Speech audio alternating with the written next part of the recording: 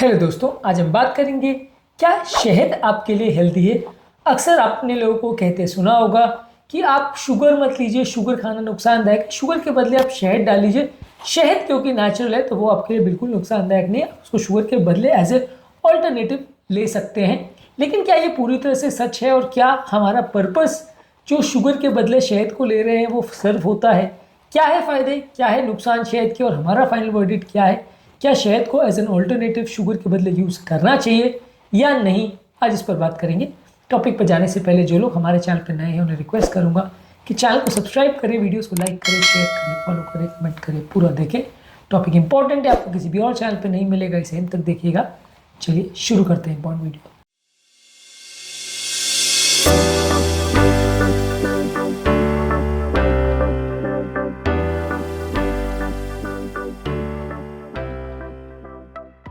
सबसे पहले शहद में कुछ फ़ायदे हैं, तो इन पर बात करेंगे। शहद में कुछ एंटीऑक्सीडेंट्स होते हैं जो बॉडी में इन्फ्लेमेशन को कम करते हैं। इसमें फ्लैवेनॉइड्स और फिनोलिक कंपाउंड्स होते हैं जो कि बॉडी में फ्री रेडिकल्स, जो कि नुकसान पहुंचाने वाले चार्ज कंपाउंड्स होते हैं, जो कि heart disease, cancer, inflammatory condition में रिस्पॉन्सिबल होते हैं।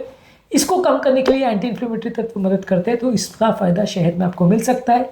इसके अलावा शहद आपकी नेचुरल एनर्जी को बूस्ट करता है। यदि आपकी बॉडी में एनर्जी की कमी है और आपको कोई सिंपल कार्बोहाइड्रेट चाहिए, मान लीजिए आपको दौड़ने भागने का काम या एनर्जी का काम करना है, खेलने कूदने का काम करना है, सडन इंस्टेंट एनर्जी चाहिए, वजन बढ़ाना है, तो आपके लिए डेफिनेटली ये अच्छा ऑल्टरनेटिव है। शुगर भी इस मामले में अच्छा है कि शुगर में भी आपको एनर्जी मिलती है, इसमें भी एनर्जी मिलती है, तो एनर्जी प्रोवाइडिंग फूड अच्छा है।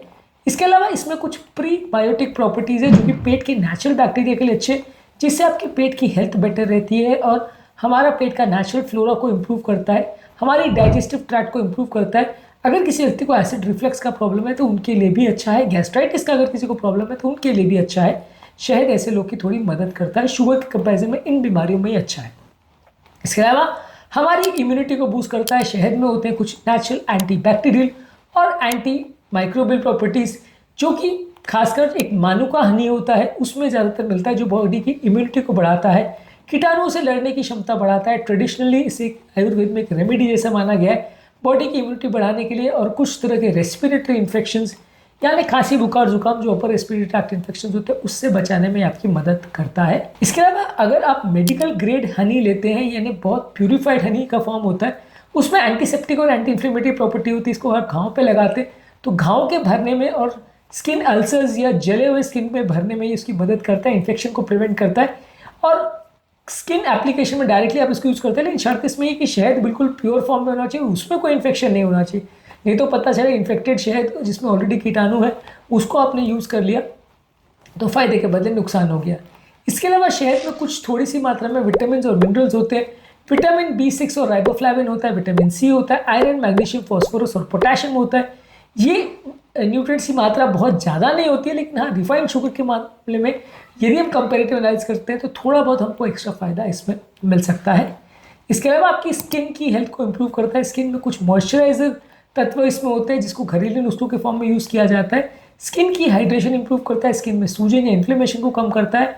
अगर किसी को एक्ने, एक्जिमा या स्किन में अल्सर्स या मुंह में अल्सर्स वगैरह का प्रॉब्लम हो तो उस मामले में अच्छा है। फेस मास्क वगैरह में भी यूज़ होता है, स्किन क्रीम्स में भी यूज़ होता है और स्किन के नेचुरल रीजनरेशन के लिए मदद करता है और हमारे स्किन में जो पड़ने वाली जो झुर्रियाँ हैं या रिंकल्स है उसको भी कम करता है। इसके अलावा ये नींद को भी प्रमोट करता है, यानी कि कुछ हद तक ये नींद लाने में मदद करता है। नेचुरल जो सेरोटोनिन हार्मोन जो हमारी नींद में इंपॉर्टेंट रोल प्ले करता है, वो एक मेलेटोनिन हार्मोन बनाता है जो कि स्लीप साइकिल के लिए सबसे इंपॉर्टेंट हार्मोन है, उसको बनाने में मदद करता है। तो बेसिकली अगर आप इसको गर्म दूध के साथ लेते हैं तो ये नींद इंप्रूव करने के लिए एक ट्रेडिशनल रेमेडी माना गया है। आपको अगर स्लीप का प्रॉब्लम है, इंसोम्निया का प्रॉब्लम है, तो दूध के साथ शहद लेने से कुछ फ़ायदा हो सकता है। लेकिन अब बात करेंगे इसके ड्रॉबैक्स के बारे में और क्यों हम कहते हैं कि शुगर और शहद, यदि आप डायबिटीज़ के पर्पज़ से ले रहे हो, यदि आप अपनी शुगर को कम करने के लिए इंसुलिन रेजिस्टेंस के हिसाब से ले रहे हो या वज़न के हिसाब से ले रहे हो, तो वहाँ पे ये फ़ायदेमंद नहीं। क्या इसके नुकसान या प्रॉब्लम्स है, इस पर बात करते हैं। शहद काफ़ी कैलोरी डेंस होता है। एक बड़ा चम्मच शहद में लगभग 64 कैलोरीज होती है और लगभग 17 ग्राम चीनी के बराबर होता है वो। ये हमारा वज़न बढ़ाएगा, शुगर स्पाइक्स करेगा, इंसुलिन रेजिस्टेंस करेगा और ये लगभग जितना चीनी नुकसान करता है उतना ही नुकसान करता है। तो जो लोग ये कहते हैं कि हम चाय में चीनी नहीं डालते, शहद डालते हैं तो वो अच्छा हो गया, वो बिल्कुल अच्छा नहीं है, उसमें भी उतना ही शुगर है। लगभग वो उतना ही नुकसान करेगा डायबिटीज़ के पर्सपेक्टिव में जितना कि रेगुलर चीनी करता है। हाँ देखिए, अगर हम विटामिन मिनरल्स की और थोड़े बहुत उसके एंटी इन्फ्लेमेटरी और एंटीऑक्सीडेंट प्रॉपर्टीज की बात करें, स्किन के लिए अच्छा है, वो सब चीज़ों में अलग उसका आयुर्वेदिक यूज़ है, वो एक अलग कॉन्टेक्स्ट है।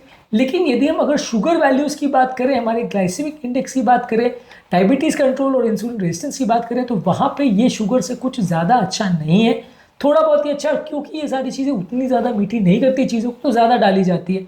मान लीजिए आप अगर शुगर को 1 चम्मच डालोगे तो शायद आपको उसके कंपैरिजन में ज़्यादा मात्रा में डालना पड़ेगा, क्योंकि कंपैरेटिवली ये उतना ज़्यादा मीठा नहीं करेगा आपको। उतना नेचुरल टेस्ट जो आपको चीनी की आदत है, आपके चाय में, आपके कॉफ़ी में अगर आपको चीनी की आदत है, उसके बदले आप शहद डालोगे तो ज़्यादा डाला जाएगा। तो जहाँ कैलोरी बचाने का पर्पज़ था या जहाँ आपका इंसुलिन रेजिस्टेंस को कम करने का पर्पज़ था, कि आपका अगर मान लीजिए आपका ओवरऑल वजन कम करने का पर्पज़ था, तो वो चीज़ें इससे बिल्कुल सर्व नहीं होगी, क्योंकि शायद ये कुछ हद तक ज़्यादा ही खाई जाएगी, क्योंकि आपको उतना अच्छा नेचुरल टेस्ट नहीं देगा, जिसकी वजह से आपका डायबिटीज़ होने का चांस कंपेरेटिवली ज़्यादा ही होगा, कम नहीं होगा। एक चीज़ ये समझ लीजिए कि जो चीज़ों में फ्रक्टोज की मात्रा ज़्यादा है वो और ज़्यादा नुकसानदायक होती है सिंपल चीनी से या सिंपल ग्लूकोज से। सुक्रोज जो हम नेचुरल टेबल शुगर लेते हैं उसमें 50% ग्लूकोज 50% फ्रक्टोज होता है। नेचुरल ग्लूकोज जो लेते हैं वो प्योर ग्लूकोज होता है। शहद में थोड़ी फ्रक्टोज की मात्रा ज़्यादा होती है, तो ये शुगर के मामले में चीनी से ज़्यादा नुकसानदायक है, क्योंकि फ्रक्टोज और ज़्यादा नुकसानदायक होता है। ये फैटी लिवर और बहुत सारी बीमारियां करता है और उसको पचाना बॉडी के लिए और ज़्यादा मुश्किल होता है।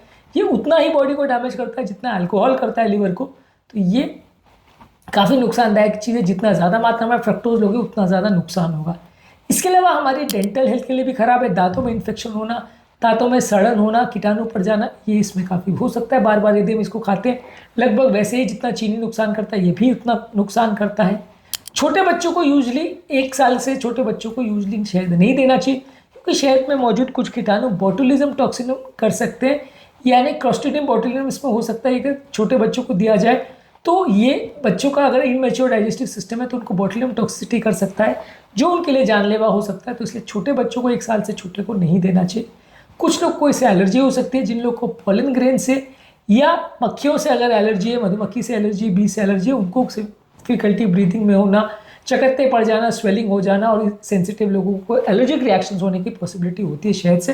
तो एलर्जी सेंसिटिव लोगों के लिए अच्छा नहीं है। देखिए, ये समझने की ज़रूरत है कि किस पर्सपेक्टिव में हम शहद को यूज़ कर रहे हैं, उसके हिसाब से डिसाइड होगा कि ये फ़ायदेमंद है, नुकसान है। स्किन पे लगाने के लिए आपको अगर इन्फेक्शंस के लिए यूज़ करना है, इन्फ्लेमेशन कम करने के लिए यूज़ करना है, फेस मास्क के लिए यूज़ करना है, स्किन को मॉइस्चराइज करना है, तो बिल्कुल आप यूज़ कर सकते हैं। फेस मास्क के साथ इसको यूज़ कर सकते हैं, कोई नुकसान नहीं है, क्योंकि स्किन में आप जो यूज़ कर रहे हो वो बॉडी के अंदर अब्जॉर्ब नहीं होता, तो आपका शुगर लेवल्स नहीं बढ़ाएगा।